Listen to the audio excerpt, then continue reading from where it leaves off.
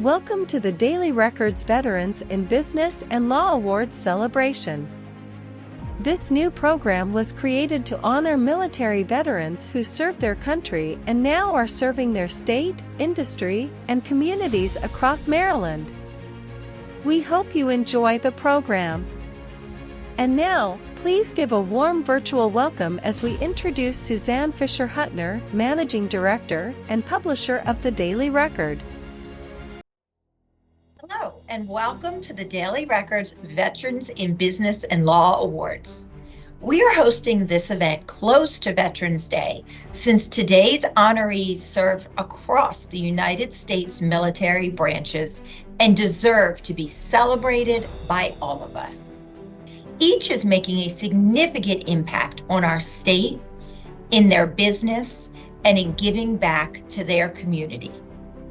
They are extraordinary leaders and innovators, combining what they learned in the military and applying that knowledge to their profession and to the community.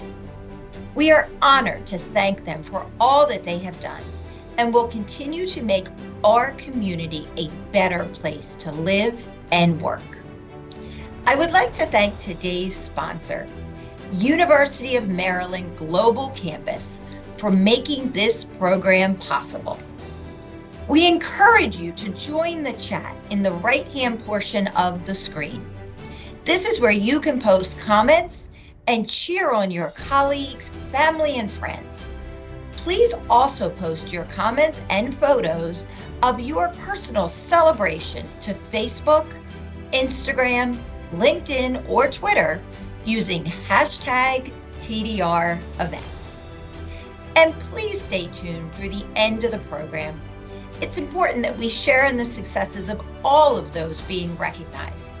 You're going to enjoy meeting each of the honorees today. Before we go any further, we would like to welcome one of Maryland's favorite veterans, Governor Wes Moore, to congratulate our honorees on their outstanding achievements.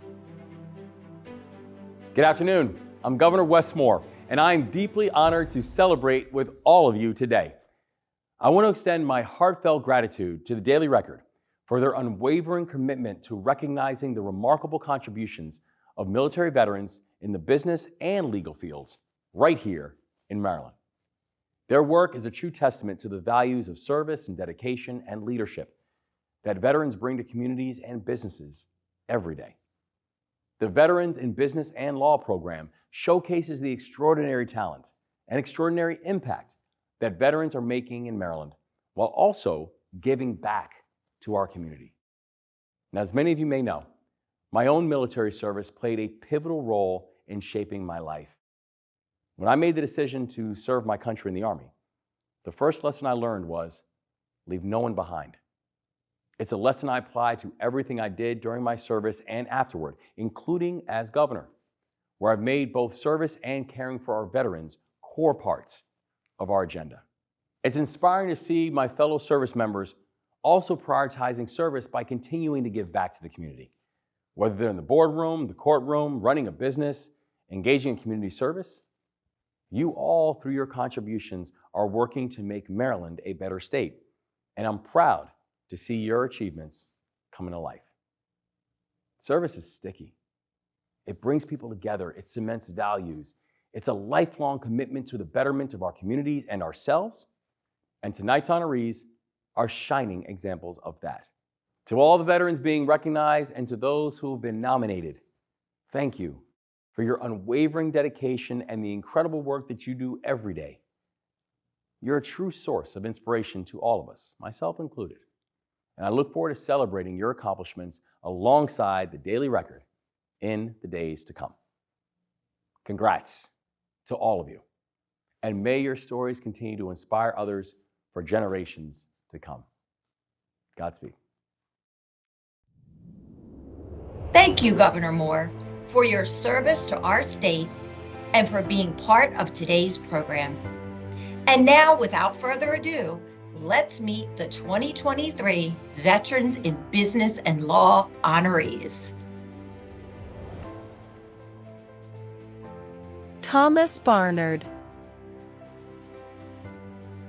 I think that from a very young age, I wanted to be in the military, and there was something about the pride. There was something about just the atmosphere, or the significance of the job and its role that appealed to me as a young kid. But as I grew older, I realized it was the lifestyle I wanted, and what I thought, where I felt calling and to belong. I think I wanted to serve the country, obviously, like everyone else, but it was a profession to me, and it wasn't just something you do. It was a way of life and a profession, and I thought that's what I wanted to do.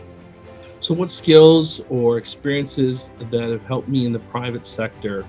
There's a couple. I think the one that turns out, repeatedly to me is, small unit leadership, organizational leadership, and just staffing in large organizations. The ability to be organized as an organization, to lead teams, to lead organizations, to lead efforts, to lead projects, is something that has stuck with me no matter what job I'm in, no matter what type of experience I'm going through. The Honorable Wayne Brooks. I don't think I've ever stopped giving back to the community. I've always been active in my community in various different ways. First, by church. I've been an active member of church community, and in my church, I've also served as a member of the trustee board and as the co-chair of the trustee board for over 25 years.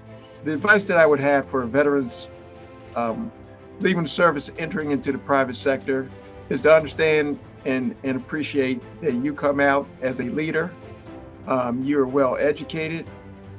You have all the credentials that you need to retain a position.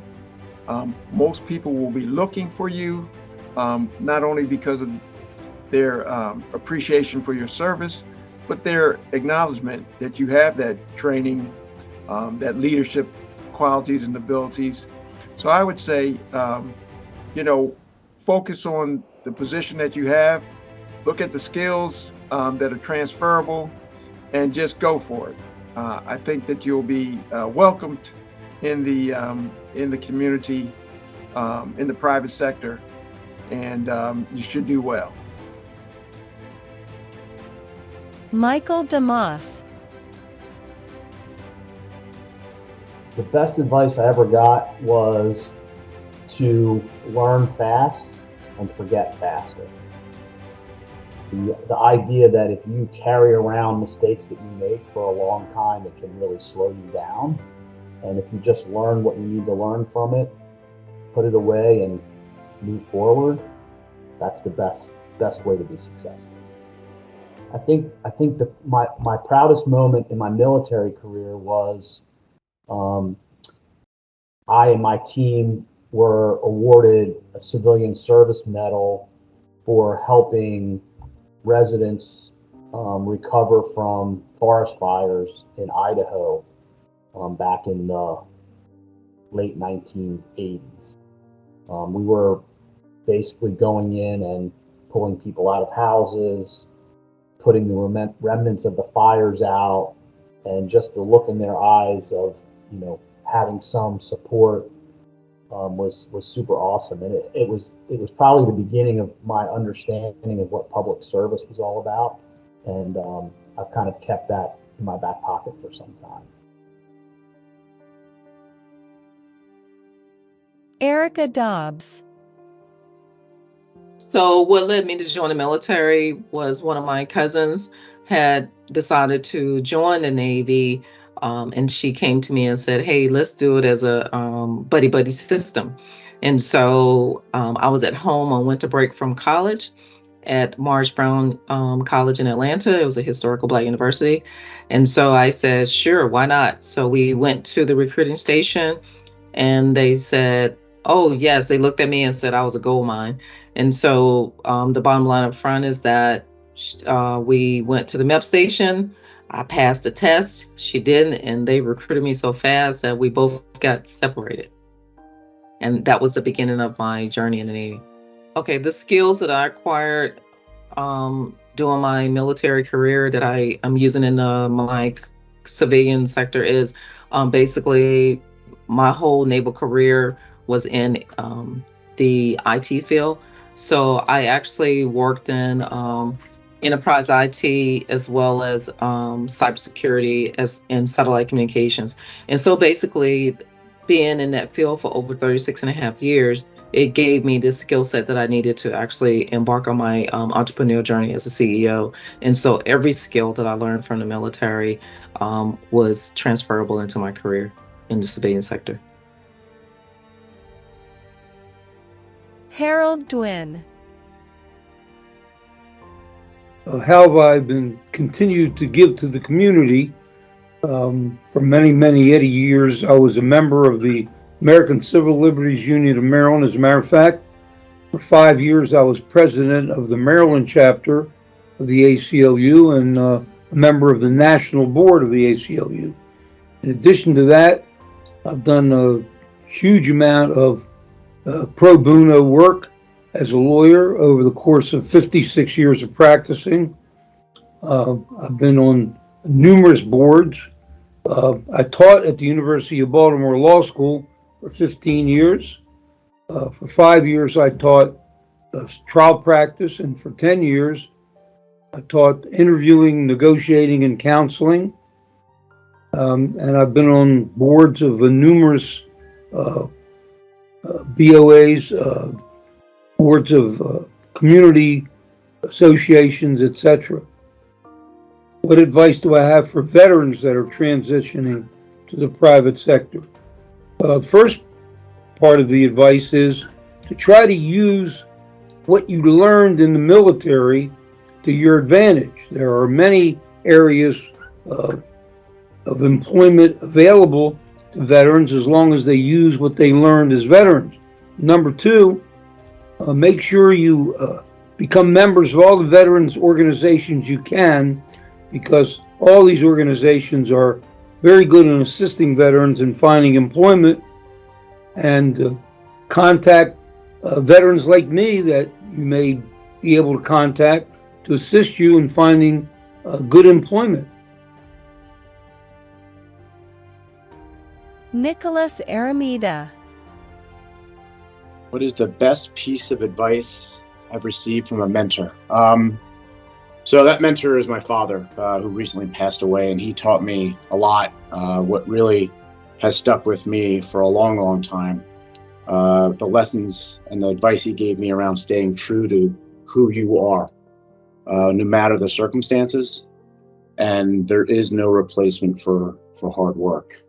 So, regardless of the situation, if you got the downward pressure of an austere environment in the military, if you find yourself challenged through a high volume of sticky politics, stay true to who you are and don't allow that environment to shape you. Don't let that environment to change who you are, your values, and how you approach a situation and how you deliver.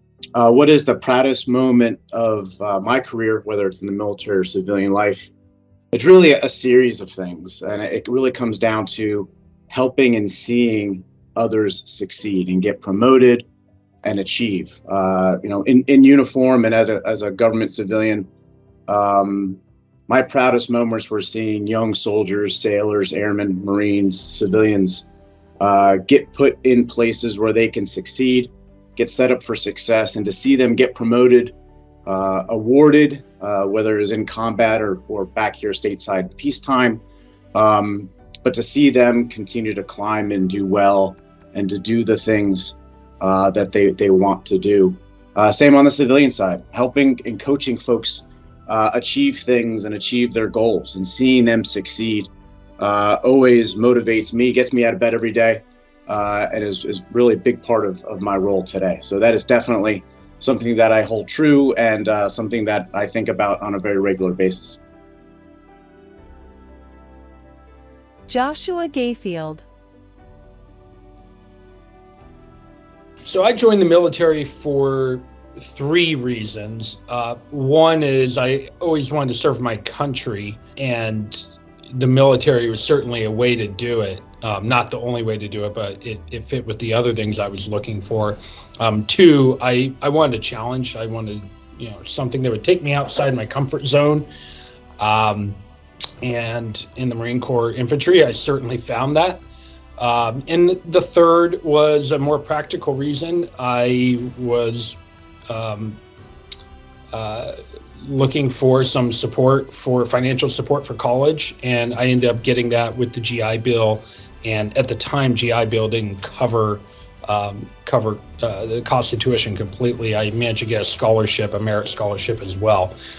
So those were the three primary reasons.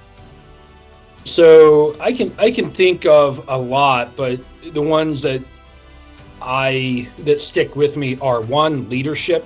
At the age of at the time most folks are in college, just learning how to be an adult. The military, Marine Corps is no exception, but I think all branches are probably pretty similar.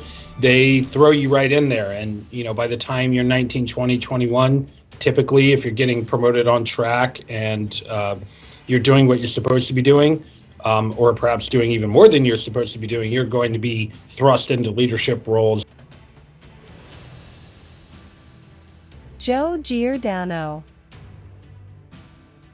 I have continued to give back to the community since I retired from the United States Army by founding Project Opportunity, which is the only free entrepreneurship training program in the state of Maryland for active duty, Reserve Guard personnel, veterans, and military spouses.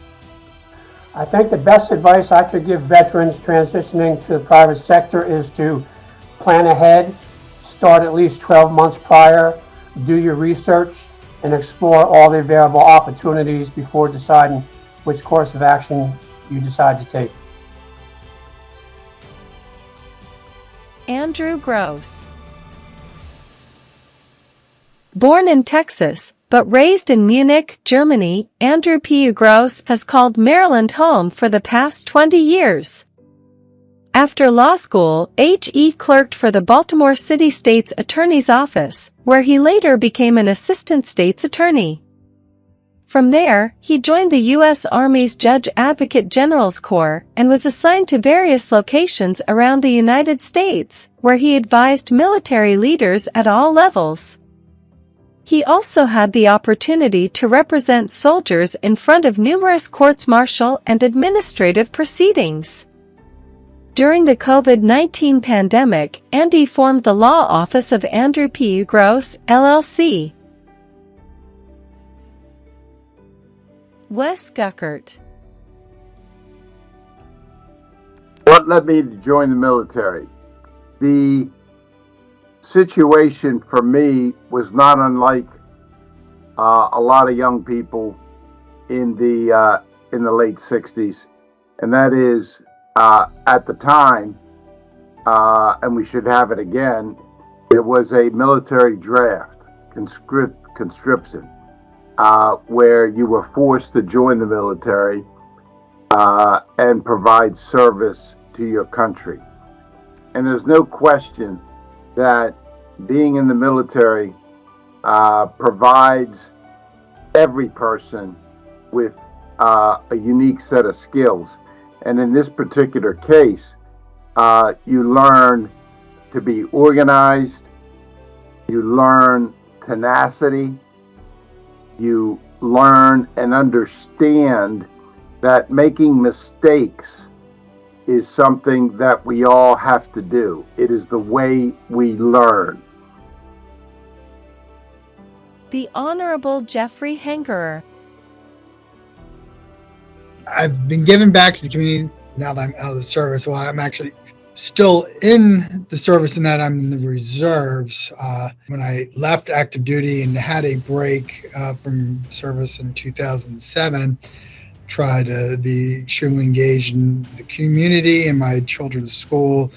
I coached My daughter's in lacrosse. I was involved in their schools and participated in various legal programs, serving in pro bono volunteer capacities, including the Committee for Admissions and Practice for the U.S. Court of Appeals for Veterans Claims. My advice for veterans transitioning to the private sector is to, first and foremost, understand that it is a transition, that it is not necessarily always going to be easy, and that it is some difference between, especially with the personal and close-knit relationships that you have with other service members, and expecting that it's going to be automatically the same when you go into civilian world.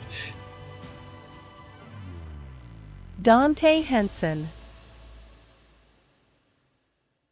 The best piece of advice I received was simply to ask for help.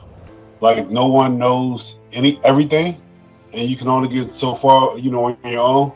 So the mentor that I had, he was like, every day, like, ask for help. Like, there's more people out there willing to help you than you realize. So that's one thing I think that's been the most helpful for me so far. The proudest moment in my military career is when I made E5. In the Navy, you have to, kind of wait your time out. You have to take tests. But because of the hard work that I did, I was, pretty much given that promotion upon re-enlisting, for another 4 years. So to go from E4 to E5, in almost the same year, it was almost unheard of at that time. So for me, that was a really good reflection of all the hard work that I put in. So that stands out as my proudest moment. Ryan Cools. So what led me to join the military was really a desire to be part of something bigger than myself and be able to give back to the country that had given my family and I so much. I joined the military after participating in the ROTC program while at Arizona State University. During my time at ASU, the events of September 11th happened, which very much codified my desire to be part of the military and be able to help defend the country that had given me so much.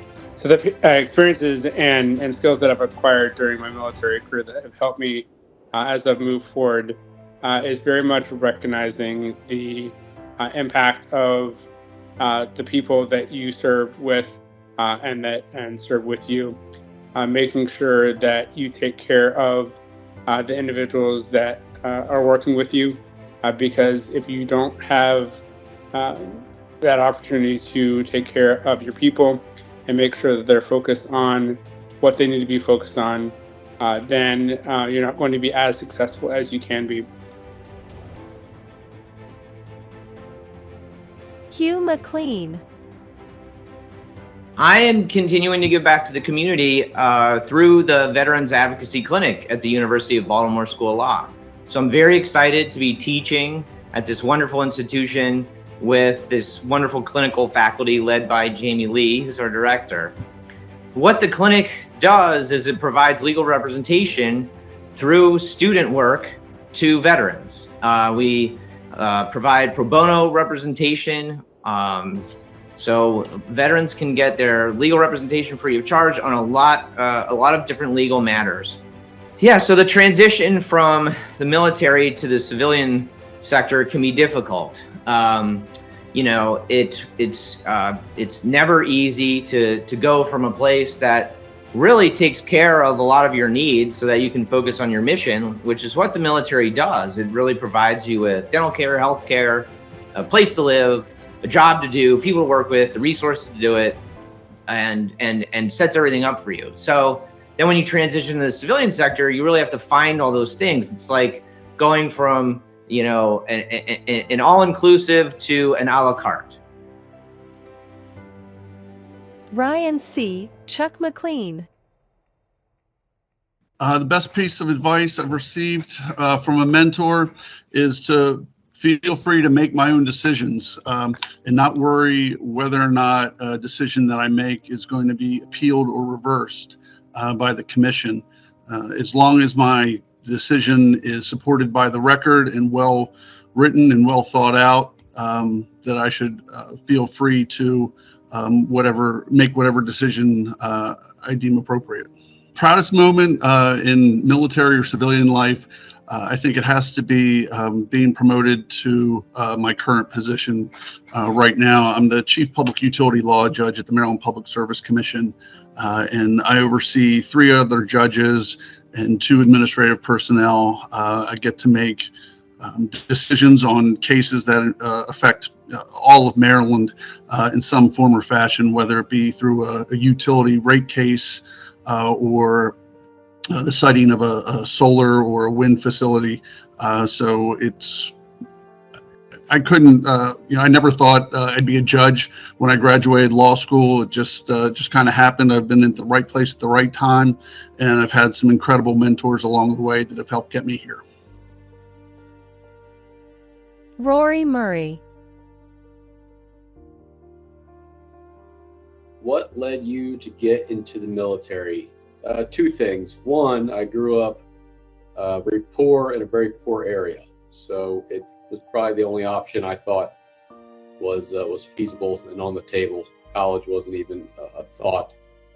And 2, I had a neighbor growing up who was an Army reservist, and whenever he put on his uniform, I thought it was really cool. And then he took me to an air show once, and I saw some Marine Corps recruiters, probably about 10, and I never looked back from there. All right, what skills and experiences did I acquire in my military career that helped me in the private sector? I think just being able to drive through adversity is a big one. Life is hard, times change constantly, business is hard, business is competitive. The Marine Corps kind of really instilled in me that you just put your head down and you keep working, and you'll kind of just be fine. And also learning how to consistently manipulate my strategies to meet whatever the need is of the industry. The Marine Corps is a nimble, fast fighting force. Everything is about improvise, adapt, and overcome, and I use that on a daily basis in my work. Emmett Roberts. But we also work within the community. I do different projects with certain nonprofit organizations to ensure that we're providing the community the support from veterans who bring a certain discipline to everything that we do.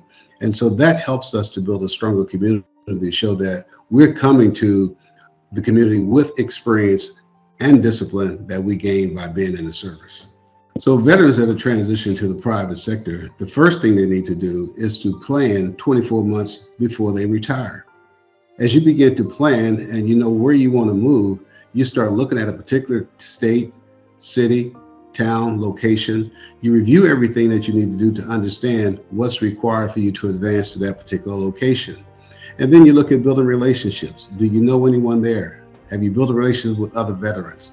Are there organizations that you can become associated with that can help you transition?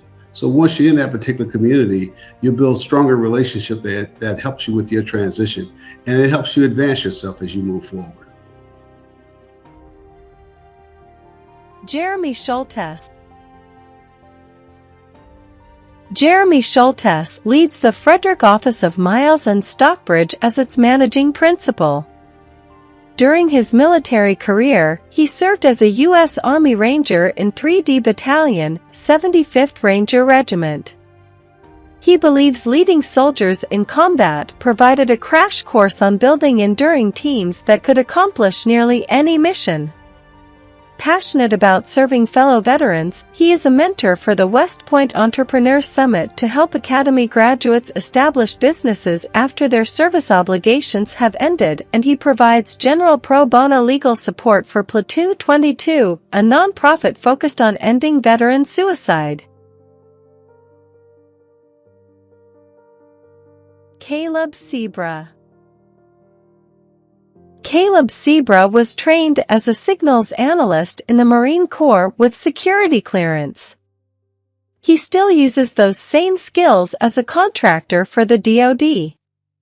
He serves as the president of the board of directors for a nonprofit called Platoon 22 that focuses on ending veteran suicide by helping veterans to triumph through transition. In addition to signal analysis training, the leadership and accountability that Marine Corps taught him have enabled him to succeed. Ronald Steptoe. I've been able to give back to the community in various ways. I've been very fortunate to be named the Honorable Ronald J. Steptoe as a member of the Kentucky Colonels. So I've done some national work with the USA Cares, which is a national service, veteran service organization. So I was on the board of directors for 12 years with them. I also sit on the board of directors of the National Children's Center, which actually assists families and individuals with intellectual and as well as developmental disabilities. So I've been on the board of directors of that organization for about 5 years, and I continue to serve in various capacities throughout the community in various volunteer organizations. One of the things I would say is remember what you've learned from the military. I think the key aspect of military service is that we learn tenacity and we learn perseverance. What you'll find is that as you transition to the commercial sector, the culture is different, definitely, and that tenacity and that perseverance will bode you very, very well as you learn to navigate and also thrive as you bring your skills from the military into the corporate and business arena. Artie Travis. What is the best piece of advice that I've received from a mentor? I've had many mentors. I would say General Julius Beckton and Dr. Mickey L. Burnham were probably two of my biggest mentors. They both indicated that I needed to continue to be able to strive for excellence.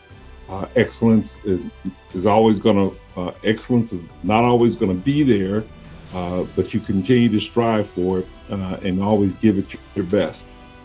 I would surmise both of those to be the opportunity to be recognized and asked to lead. When I was in basic, I was asked to be a squad leader. When I got to my unit, the 421st Medical Evacuation Unit, I was asked to be the NCOIC of Communications. And that again was because those individuals saw something in me and to be successful and complete my tour of duty.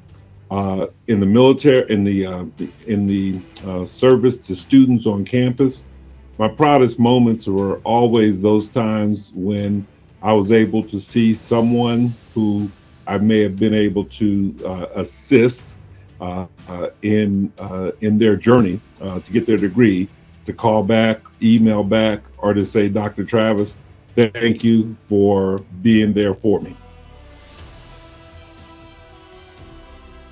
The Honorable Haley Weinstein.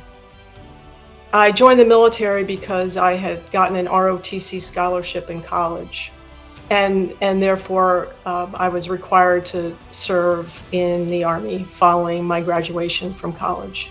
I think probably the most important skill that I learned while I was serving in the military and also in ROTC and also as an Army brat my entire life was leadership skills.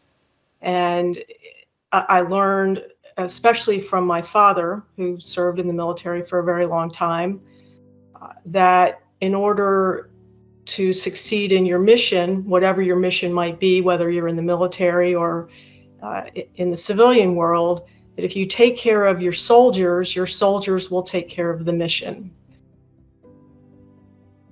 Eric Weiss.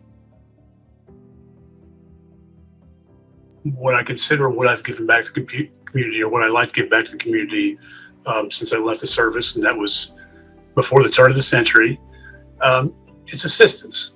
You know, at a fundamental level, when you're in the military, you're supporting and protecting what you think is most important, and then when you leave, it's really about how do you take your knowledge and your experience and continue to do that. So under wealth management, it's a matter of protecting people's assets, protecting their legacy, reducing their anxiety, making them feel protected. And, you know, with regard to the community side, whether it's at church or whether you're looking at charities like support veterans, I also like the police force. I spend a lot of time, a lot of effort and funds doing that support for the community. when I talk with people who are leaving or getting ready to leave the military, there's a number of issues that I like to talk with them about, and one of them is the personal initiative that you have in the military is to get the job done that you're focused on.